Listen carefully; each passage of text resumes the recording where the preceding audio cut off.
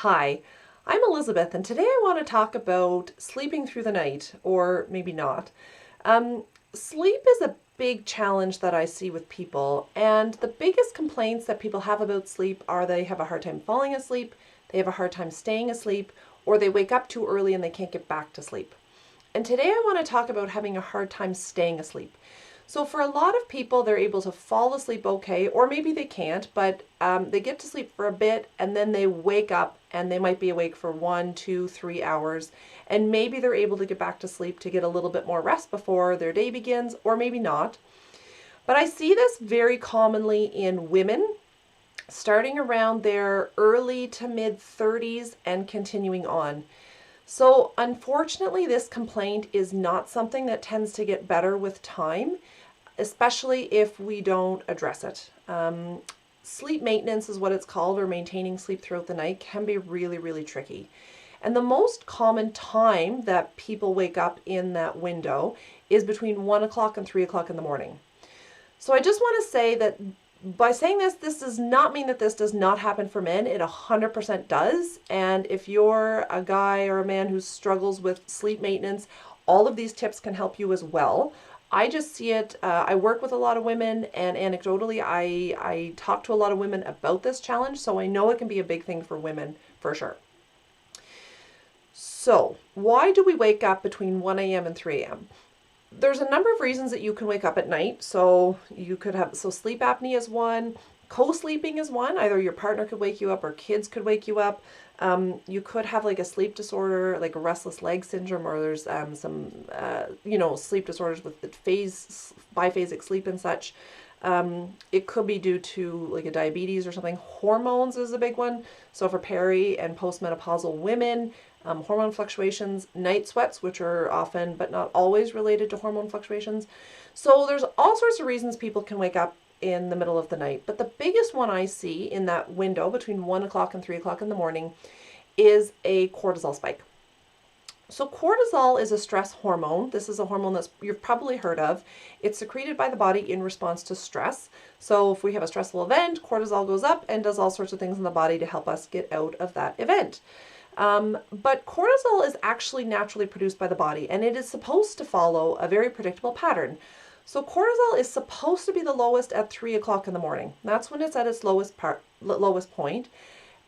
It rises up, it hits its max at around 7 a.m., give or take. It's going to be a little bit different depending, and then it gradually decreases throughout the day. Okay, so you've got your morning spike and it tapers off throughout the day. Ideally, so that it's lowish in the evenings, your melatonin goes up and you can go to bed and fall asleep. But it's not uncommon for cortisol to spike, because that's what wakes you up between 1 and 3 in the morning. So why does it do this? There's a few reasons.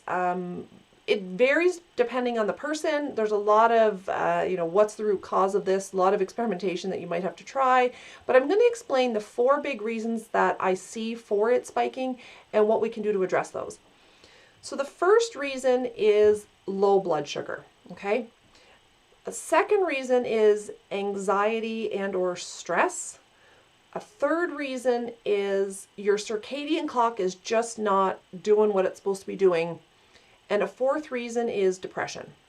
So let's look at those in a little bit more detail and kind of talk about what are the things that we can do to maybe try and fix them. So low blood sugar. When our blood sugar dips below a certain level, cortisol is released to stimulate the liver to dump blood sugar from its stores into the blood. And this is what we need. We need blood sugar to help our heart work and our lungs and our brain and all of those things. So it's necessary. There's 2 things I want you to try for blood sugar regulation, okay? So having your blood sugar kind of up and down throughout the day inappropriately is blood sugar dysregulation, and this is a huge topic. This is something I'm going to have to talk about over many, many, many hours in many different forms, because it's a really big thing. But there's 2 things I want you to try to help make sure your blood sugar is regulated.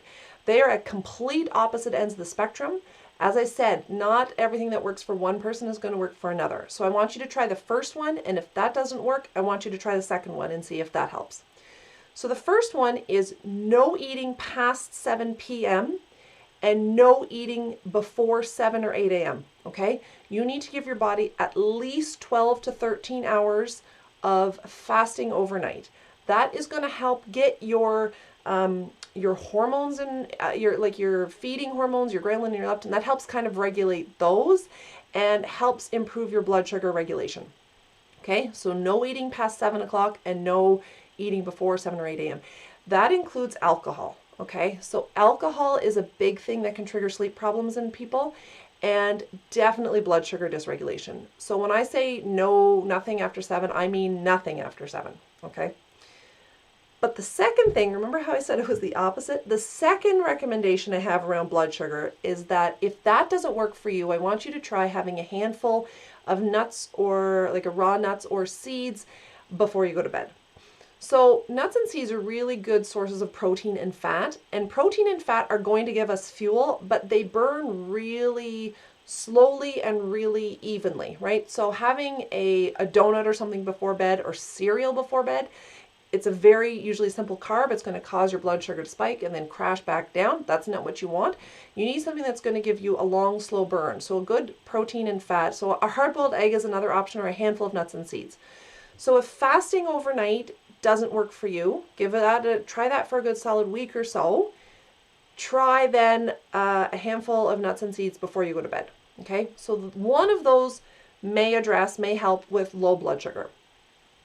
Another reason for cortisol spike is anxiety or stress.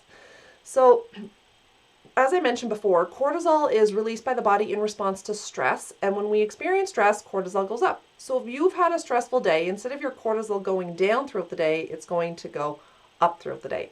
So what are the ways that we can combat stress-related cortisol rises or anxiety? Because anxiety, whether it's you're anxious about an event or you have generalized anxiety disorder, can cause stress levels to rise. Exercise. Exercise is key. Making sure that you're getting something like a walk or some sort of exercise in every day. Yoga can be really helpful. Mindfulness or meditation. So the mindfulness and meditation piece you can incorporate in the morning is great, throughout the day is great, but if you're having a hard time sleeping or you're finding yourself waking up between 1 and 3, make sure you're fitting it in also before you go to bed, because that can really help smooth out your cortisol levels before you try to fall asleep. And journaling. So journaling before bed, keeping a journal beside your bed to kind of jot down thoughts and ideas about things that are stressing you out in the day, or the challenges that you've had, or what you might be anxious about. Just putting them on paper and kind of setting them out of your mind can be really helpful to lower your stress and your cortisol levels. The third option is, or the third possibility is just your circadian clock isn't doing what it's supposed to be doing, okay? So the biggest ways I want you to work on fixing that, if that might be your underlying issue, is I want you to get some light in your eyes in the morning. So early morning sunlight, it doesn't need to be with the sunrise, but early morning sunlight, so when it's low in the sky, a few minutes outside, so not through a window, not with sunglasses on, but actual light in your eyes. And same thing at the end of the day. So when the sun is low in the sky at the other side, on the west side, and it's setting, go outside, get some light in your eyes. That light of that wavelength and that time of day helps to stimulate a certain part of your brain that is going to set your clock. Okay, so that helps to trigger when your cortisol levels are going to be high and low. You absolutely want to stay away from vigorous exercise later in the day. So exercise 100% increases your cortisol levels, which is great if you're fitting in a morning workout and help get you going. Not so great if you're doing a massive spin class in the evening and then trying to go to sleep. That is not going to help, okay? So no lights, if this is an issue for you, absolutely no, so low light in the evening, so turning off screens, turning off overhead lights, doing really low light in the evening, and then absolutely no lights between 10 to 11 and 4 in the morning. So if you do wake up between 1 and 3, don't turn on your light to read, don't grab a phone. All of those things are going to stimulate your brain to be like, oh, it's morning, it's time to get up. And that is not true, okay? So making sure that you are keeping your light levels low in that time frame. The other thing that's actually going to help set your circadian clock is this eating pattern. So not eating after 7 and not eating before 7 or 8. So that would be where I would actually start to help to see if you can kind of regulate those parameters. The fourth possibility that I talked about for this is depression. So depression is actually connected to a 9 o'clock or so, like a late evening spike in cortisol. And so people with depression tend to, or not always, but can have problems falling asleep. And there's very much a correlation there between cortisol levels and depression. So if depression is something that you suffer from and you're interested in working on some lifestyle things, I would start with the recommendations that I just mentioned for anxiety, as well as setting your clock, okay, your circadian clock. So getting early morning light, but also doing exercise in the morning, but also doing something relaxing in the evening and not stimulating yourself too much. So all of those things can help with depression. Something I just briefly want to mention is about supplements. So lots of people have tried lots of different supplements for sleep. Melatonin is a really common supplement for sleep. I actually don't recommend it in this case. Melatonin in some cases can help you fall asleep easier, but it generally doesn't work for sleep maintenance. It's not going to help you stay asleep longer.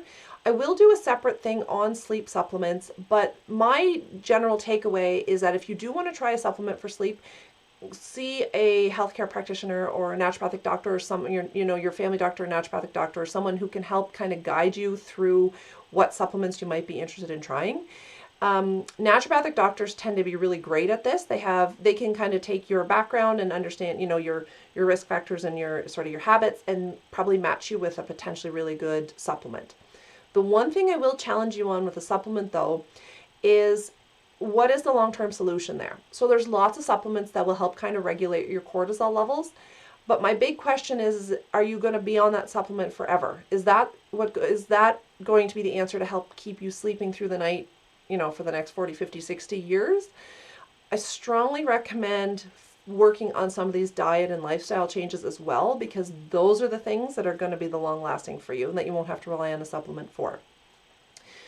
One other addition is, if you're familiar with traditional Chinese medicine or Asian medicine, the hours between 1 a.m. and 3 a.m. are connected with the liver, the Chinese liver. And so not necessarily the liver in the way we think of it in Western medicine, although there is some overlap, but more associated with the emotion of anger, actually. So if you find that anger is a common emotion for you during the day, or you're quick to anger, or you're quick to snap, or frustration, or that kind of thing, working through that emotionally might really help you get to sleep. There's going to be obviously ties to stress and stuff there as well, help you sleep through the night. But anger is a big one for that. I am not an expert in Chinese medicine. I would seek out either a traditional Chinese medicine practitioner, or there's lots of naturopathic doctors have really great training in Chinese medicine, and they can help with acupuncture or supplements that are designed to support the liver. There's also lots of lifestyle recommendations around liver health in Chinese medicine, so you can seek out an expert on there. But my recommendation is to start with some of these diet and lifestyle tips. If you are someone who has trouble staying asleep between 1 and 3, and you found a solution that works for you, let me know. I'd love to hear about it. I would love to answer any questions. Again, this is a very, very big topic that I'm trying to do in a relatively short period of time. It's going to take some experiments. So you're going to need to kind of figure out, what works for you, maybe what your underlying issue is, or the underlying cause of this sleep issue is. Try things for, give something, if you're going to change something, give it at least a week to see if you're going to see any changes. If not, then you can move on to something else. But let me know what works, and I hope you have a great sleep tonight.